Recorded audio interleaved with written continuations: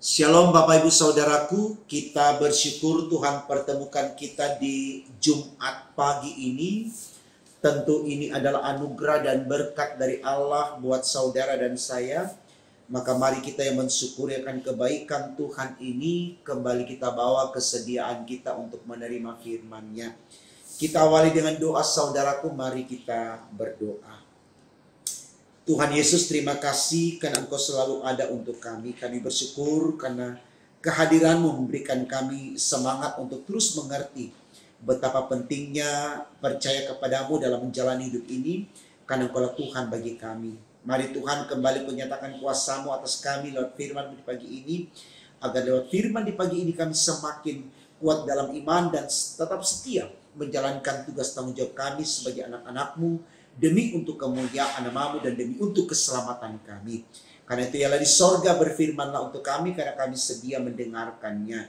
Demi Yesus Tuhan kami yang adalah firman, kami sudah berdoa kepada Bapa di sorga. Haleluya. Amin. Saudaraku, bacaan Alkitab kita di Jumat pagi ini terambil dari kitab Injil Matius 21, ayatnya yang ke-23 sampai 27. Bagian Alkitab ini dibacakan demikian. Pertanyaan mengenai kuasa Yesus.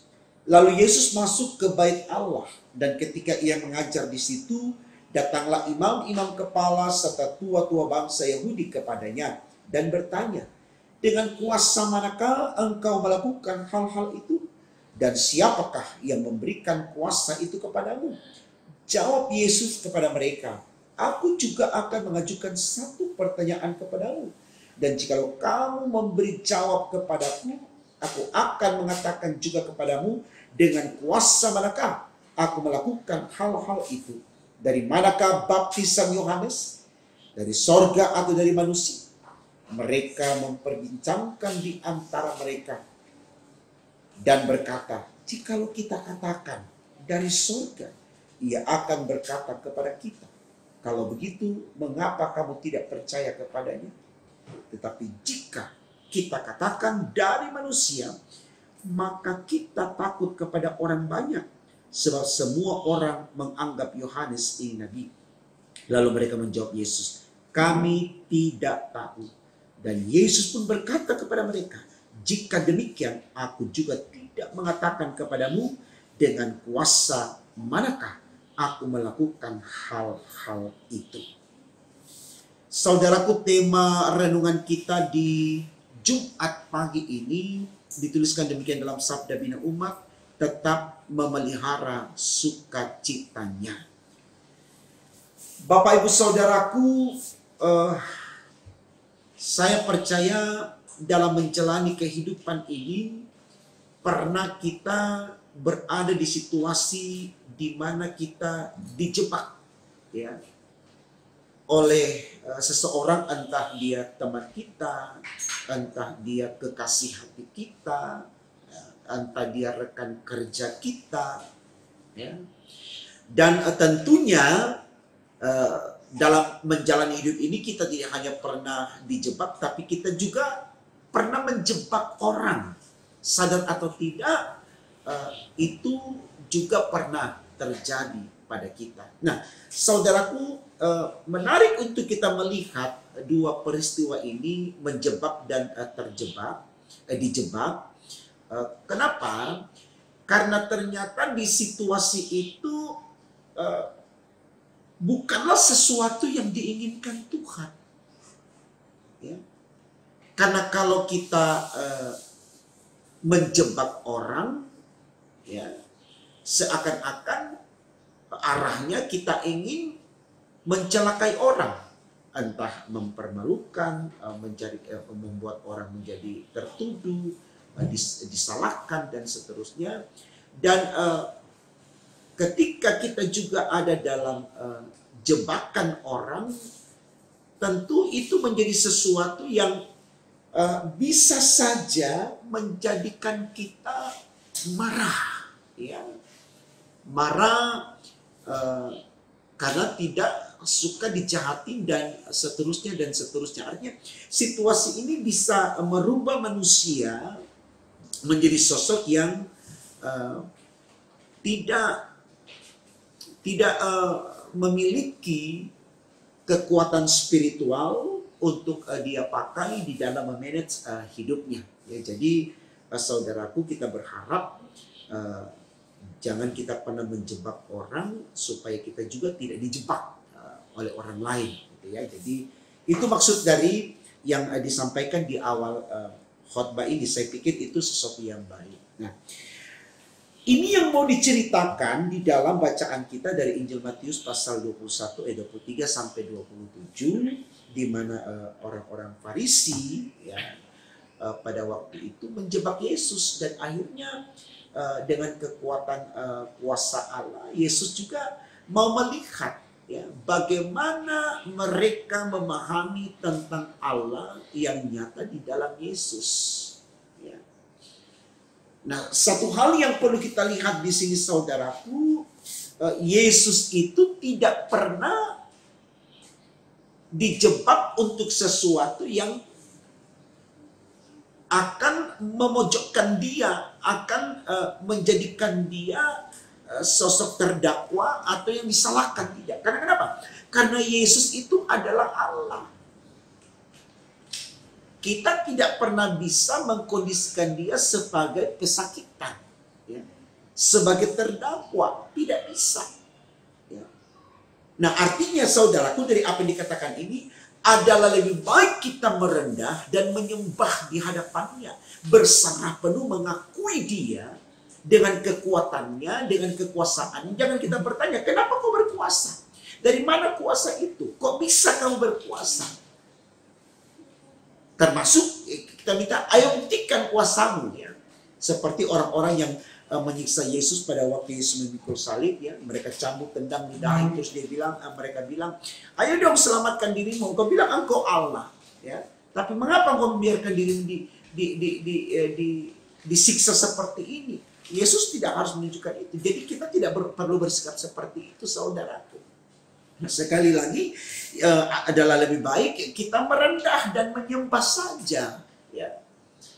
Kita mengaminkan apapun yang Yesus lakukan itu adalah berkat untuk kita. Karena firman Tuhan sudah katakan saudaraku, Tuhan tidak pernah merancangkan malapetaka kepada anak-anaknya, tetapi menyediakan damai sejahtera. Jadi di dalam Yesus itu hanya ada damai sejahtera. Kalau Ayub bilang dalam pasal 2 ayat 10, dia bilang, apakah kita hanya mau menerima yang baik dari Tuhan tapi yang buruk tidak? Dalam hal itu Ayub tetap menyatakan kesalehannya karena dia tahu walaupun sakit sepanjang datang dari Tuhan itu berkat, saudaraku, itu berkat. Jangan kita katakan itu kutuk sehingga kita harus meratap, kita harus menyesali hidup, kita harus meninggalkan Tuhan, tidak. Ya. Kalau kita baca dalam kitab 1 Petrus pasal 4 ayat 1 dikatakan di sana, jadi karena Kristus telah menderita penderitaan badani, kamu pun harus mempersenjatai dirimu juga dengan pikiran yang sama. Artinya kita juga harus berpikir sama bahwa kita akan mengalami yang namanya penderitaan badani. Sepanjang itu datang dari Allah, itu berkat. Ya. Miskin, ya. Sakit, sehat, ada kita punya atau tidak, berhasil atau gagal.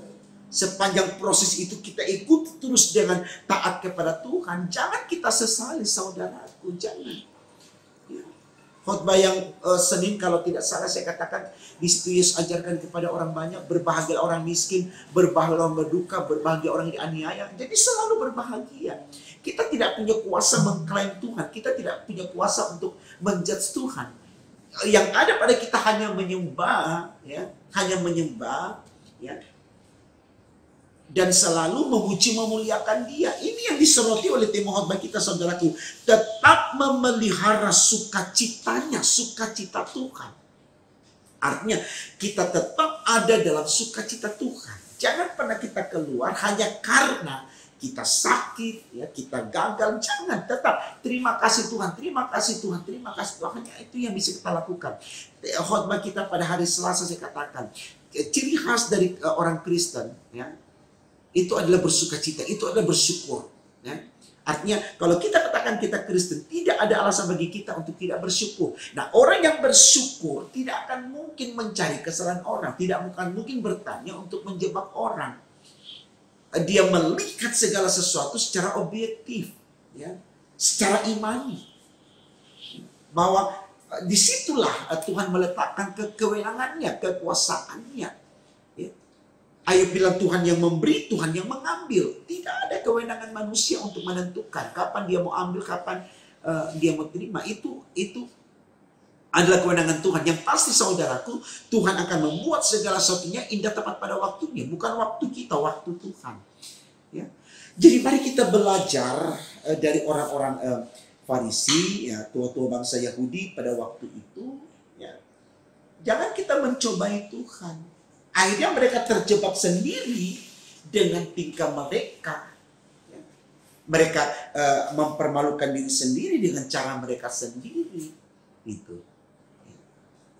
Nah, kadang-kala saudaraku, kita seringkali ya menguji Tuhan. Saya mau lihat Tuhan. Saya mau berdoa, saya mau rajin ke gereja, tapi saya mau lihat Tuhan kasih nggak yang saya minta ini. Gitu. Jadi kita ke gereja karena kita sedang meminta.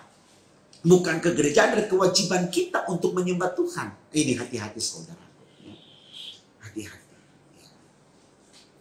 Jadi jangan pernah kita berpikir semua keadaan itu adalah kutuk. Bukan. Coba belajar itu, kita berdoa begini. Tuhan, jangan ambil perkara yang aku hadapi atau pergumulan yang ada padaku. Ya. Tapi sertai aku di dalam aku menggumuli persoalan yang pelik ini. Karena aku tahu dalam bersama Engkau aku kuat menghadapi tantangan ini. Saya pikir itu lebih bijaksana saudara. Daripada kita bilang, Tuhan kenapa saya alami ini, Tuhan kenapa hidupku begini, bla bla bla bla bla dan seterusnya. Itulah konsekuensi hidup. Selalu saya uraikan dalam khotbah ini bahwa sepanjang Bapak Ibu ingin hidup di dunia, Bapak Ibu tidak akan pernah lepas dari yang namanya derita. Makanya orang bijak saudaraku berkata hidup ini adalah perjuangan. Arti kata perjuangan yaitu tadi, harus ada kesediaan untuk tetap fight dalam situasi apapun. Ya. Karena disadari oleh orang bijak, tidak ada yang tidak menimbulkan masalah dalam hidup ini. Mau ada uang, ada masalahnya. Tidak ada uang, ada juga masalahnya. Mau ada pekerjaan, ada masalahnya. Tidak ada pekerjaan, juga ada masalahnya. Itulah kenyataan saudaraku. Apa yang tidak menimbulkan masalah? Ada. Tapi kalau kita lihat masalah itu dengan iman, kita akan tetap bersyukur. Oh ya Tuhan, terima kasih. Kalau ternyata ada masalah ini, disinilah aku betul-betul merendah, betul-betul menyembah. Karena aku tahu aku butuhkan Engkau. Engkau hanya Engkau penolong. Ini lebih baik saudaraku. Artinya seperti tempat kita katakan, tetap memelihara sukacitanya. Jadi tetap bersukacita dengan Dia dalam situasi apapun, baik atau tidak baik waktu. Kita tetap bersyukur kepada Allah. Kita tetap menyampaikan firman Allah dengan cara kita. Jadi, baik sekali saudara, firman pagi hari ini betul-betul mengarahkan kita. Tetap di dalam Tuhan. Itulah surga kita.